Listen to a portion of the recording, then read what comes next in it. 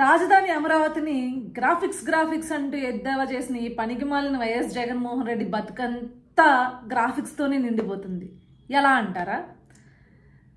ఎవరైనా సరే రేపొద్దున ఏదైనా ఇన్నోవేటివ్గా కన్స్ట్రక్ట్ చేయడానికి ఒక గ్రాఫికల్ డిజైన్ వేసి ఇట్లా ఉండాలి ఇలా ఉండాలి అని చెప్పేసి ఒక మంచి కోసం గ్రాఫిక్స్ని యూజ్ చేస్తారు. కానీ ఈ జగన్మోహన్ రెడ్డి మాత్రం రాష్ట్రంలో ఉన్న ప్రజల్ని ఎరిగొర్రెల్ని చేయడానికి గ్రాఫిక్స్ యూజ్ చేస్తాడు, లేకపోతే అతని బలం లేకపోయినా ఉన్నట్లు నిరూపించుకోవడానికి గ్రాఫిక్స్ని యూజ్ చేస్తున్నాడు. ఎలా అంటారా? చూసారా సిద్ధం ప్రాంగణం, జనాలు చూసారా? అబ్బే ఏం లేదు కదా, కింద గ్రీన్ మ్యాట్లు వేశారు. ఎందుకు అనుకుంటున్నారు? బాబు గారు ఆ గ్రీన్ మ్యాట్లో గ్రాఫిక్స్ రిలీజ్ చేసి గ్రాఫిక్స్ తోటి మొత్తం జనాలందరినీ పెట్టి దాన్ని రిలీజ్ చేసి జనంలోకి ఇదిగో నా బలం ఎంత ఉంది, ఇంకో ఎంతమంది నా కోసం వచ్చేసారని చెప్పేసి బిల్డప్లు ఇచ్చుకోవడానికి.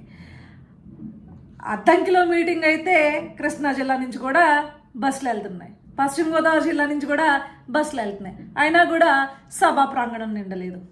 మొన్న ఏదో అంటున్నాడు, మేము 50 ఎకరాల్లో పెడితే మీరు 25 ఎకరాల్లోనే పెడుతున్నారు, మేము 100 ఎకరాల్లో పెడితే మీరు 25 ఎకరాల్లోనే పెట్టారు, మీకు మాకు సాటా అని చెప్పేసి సంబరాలు రాంబాబు వాగుతున్నాడు. నాకు అర్థం కాక అడుగుతా, నువ్వు 100 ఎకరాల్లో పెట్టినా 50 ఎకరాల్లో పెట్టినా ఇంక ఇలా గ్రాఫిక్స్ చేసి మసిపూసి మారేడుకాయ చేసి ఇదిగో మాది ఇది అని చెప్పేసి వాపను చూసి బల్బ్ అన్నట్లు చూపించుకుంటున్న బతుకు మీది.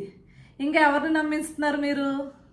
సో ఇలా ఉంటాయి మన వైఎస్ఆర్సీపీ కథలు, జగన్మోహన్ రెడ్డి కథలు. బతుకంతా అబద్ధంతోనే బతికేస్తారు ఇల్లు, బతుకంతా మోసాలతోనే బతికేస్తారు ఇల్లు.